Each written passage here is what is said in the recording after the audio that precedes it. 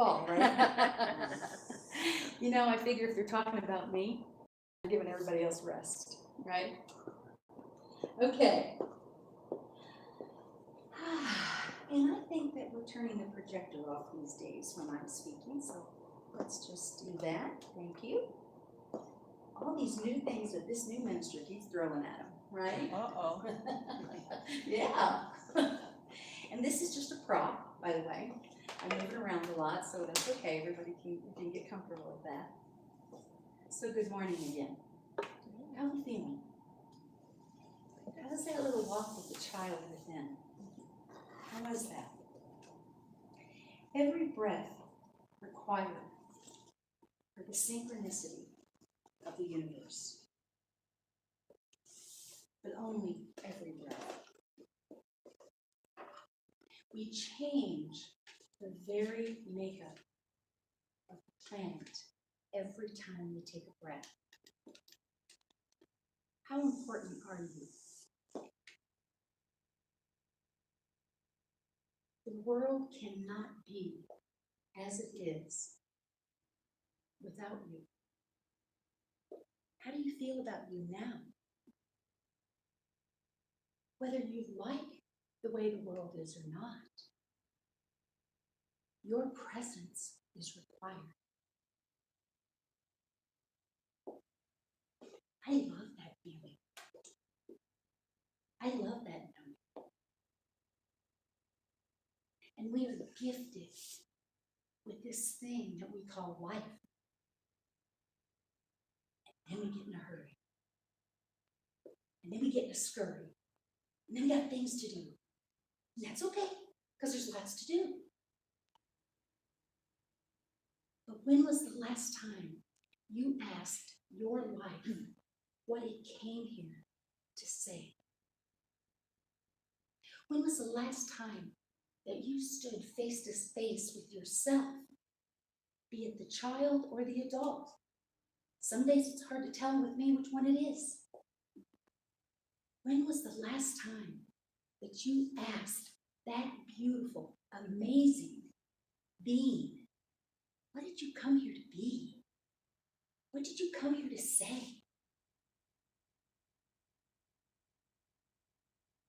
No takers? Not this morning? Not yesterday? I forget all the time. And that's supposed to be my business. Let your life speak. This is the first of a series of 4. This is based on a book by Parker Palmer. I have worn 3 copies of this book out. When I pulled the last copy out and I realized there wasn't one more sentence I could highlight, I thought it's time for a new copy again.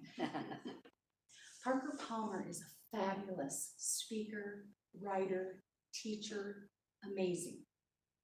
Let Your Life Speak is the name of the book. I highly recommend it, obviously. Let Your Life Speak is a terminology that comes from the Quakers.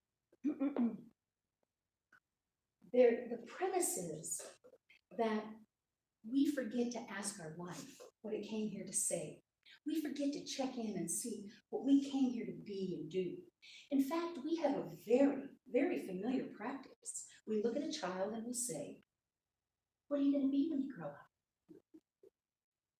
And my mother would yank my ear when I would say I'm not going to grow up. What are you going to be when you grow up? I propose that the question should be, what did you come here to be? Who did you come here to be? And then permission be given from there. Now, I know that can sound a little airy-fairy. I get it. Because, well, what if everybody wanted to be a fireman? What if everybody said they were going to be a fireman? I have a faith and a deep trust in the universe that we will not have only firemen running around.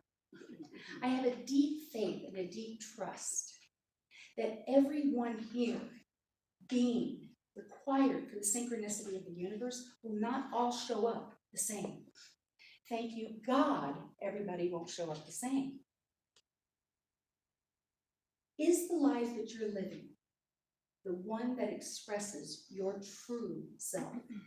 Now, of course it is. Who else's life are you expressing, right? Isn't that the logical thing? That's that logical response. Well, of course it is.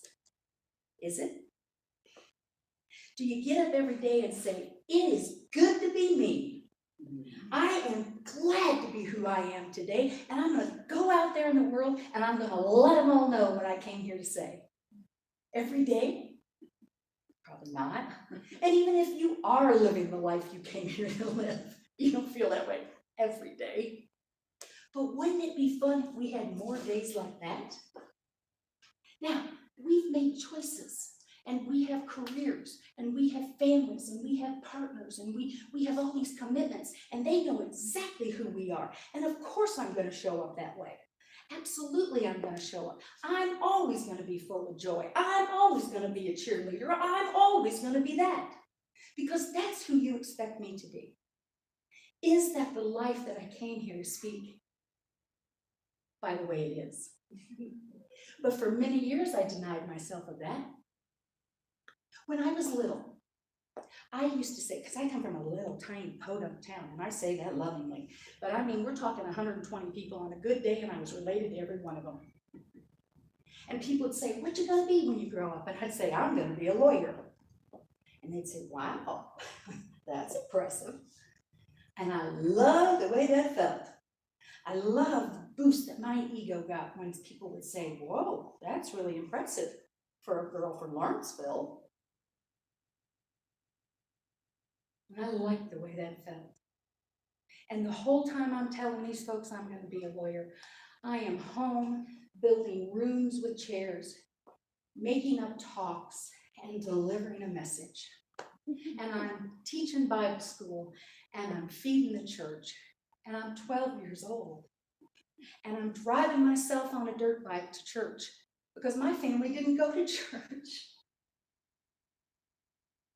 Was I speaking the life that I came here to speak when I said I wanted to be a lawyer? And they're so loved. You know, lawyers are so loved and so accepted and so revered. I suspect I might have been a little off, but you know what? It only took me about 50 years to figure it out. So I want to save you some time. I want to put you on the fast track. I'm not saying go quit your job. Please hear me say, I did not say go quit your job. However, could you be a different expression in that job? Could you? It takes a lot of courage to all of a sudden show up, not as who you have always shown up as. Bless you, you're in the right room to do that. I love this saying, one of my favorite, most wise teachers. Today you are you, that is truer than true. There is no one alive that is youer than you. Dr. Seuss. See? Did you get it? See why he's one of my favorite teachers? No one is more you than you.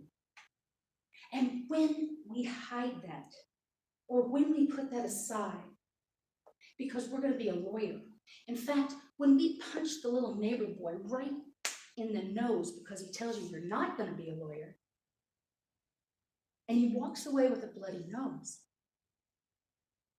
because you know at a gut level, at a soul level at that young age, that was not the expression that I was being invited into. But I got a student loan, and I went to college, and that's okay. Sometimes the path that the universe puts in front of me and in front of you, all the time, it's a straight and easy one. But you get to choose the four-wheel drive path, and I just happen to choose that one. But you get to choose.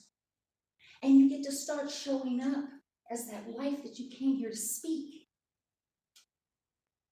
And it's not just about you, folks. Every breath that you take is required for the synchronicity of the universe. This isn't just about you.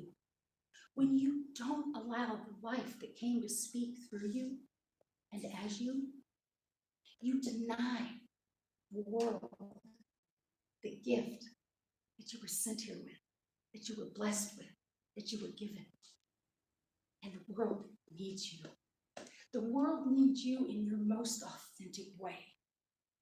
The world needs you. So in unity, we don't do guilt. So I can't really guilt you into saying, if you're not going to do it for yourself, do it for the world. But what I can tell you is this. Change begins within. If the world that you're experiencing is not the one that you had imagined, check in with that life and ask it, is this what I came here to do? Is this what I came here to say? Is this who I am divinely guided to be? So sit for just a moment. You are sitting, I'm standing, that's right. Just for a moment. If you're comfortable closing your eyes, let's do that. If not, that's okay too. You won't miss anything, but you don't have to close your eyes. So just go inside for a second. And imagine that little child that we talked about in meditation. And look that sweetheart right in the face. And place your hands on each side of their face. And ask them, what did you come here to be? How do I let my light speak?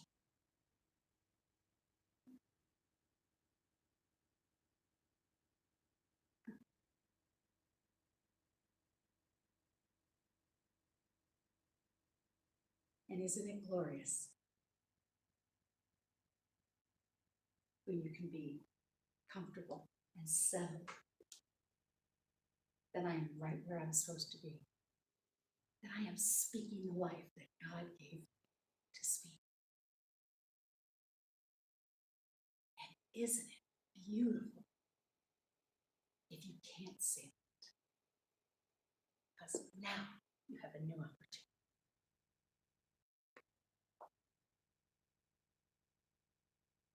Now you have a new opportunity.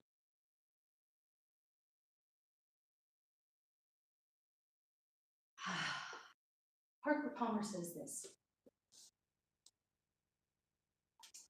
when your true self is violated, when your true self is not allowed to express what it came here to say and be and do, it will resist you.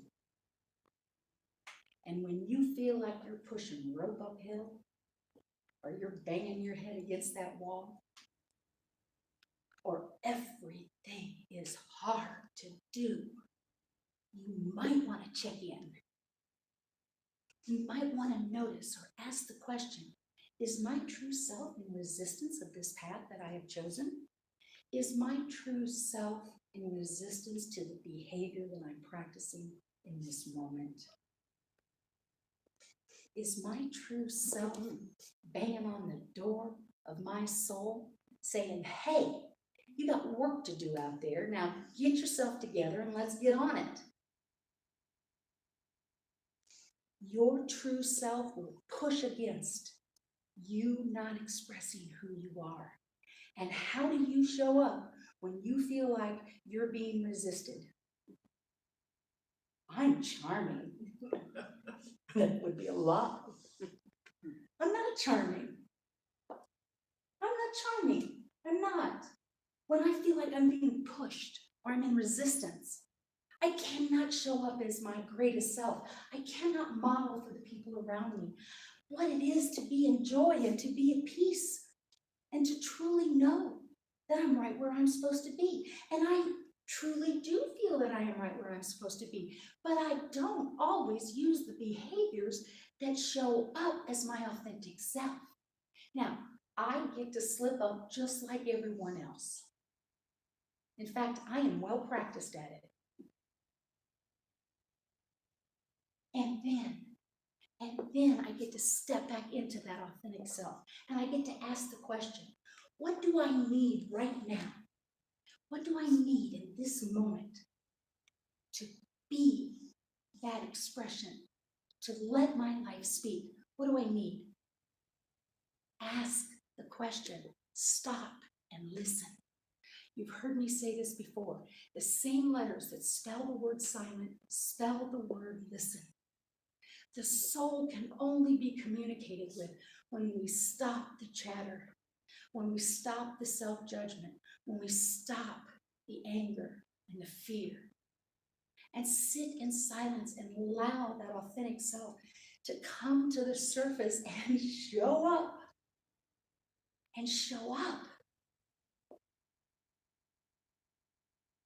And because we are truly all connected, we are all one.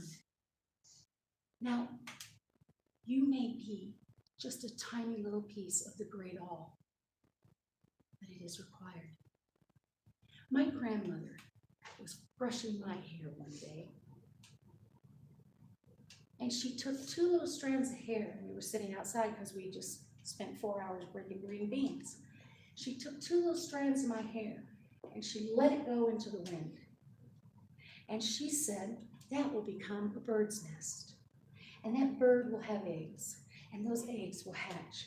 And those little birds will fly and sing and bring joy. And then they'll pick up seeds and they'll drop them out there in your granddad's garden, and we'll be pulling weeds. And then the tomatoes that come up out of that garden, we will nourish our bodies, we will give them to our neighbors, we will connect, we will can, we will do all those things that you do when you live in a rural area and on a small farm.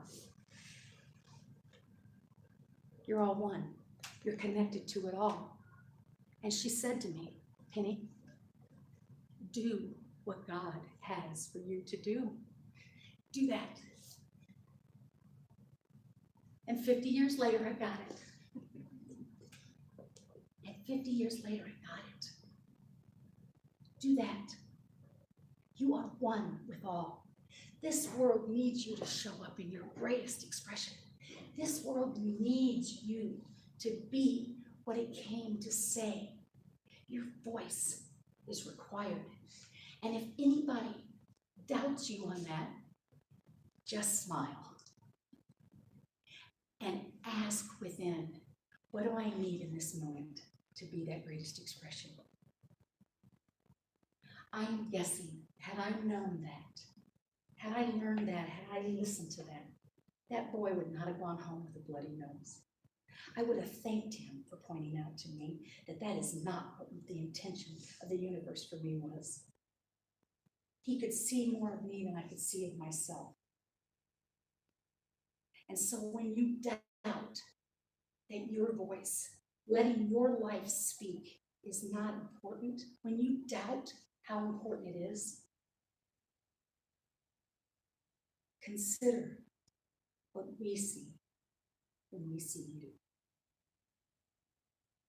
Consider the voice that was planted when you came here. Consider how amazing you can choose to be. Let your life speak. It has a lot of really, really great things.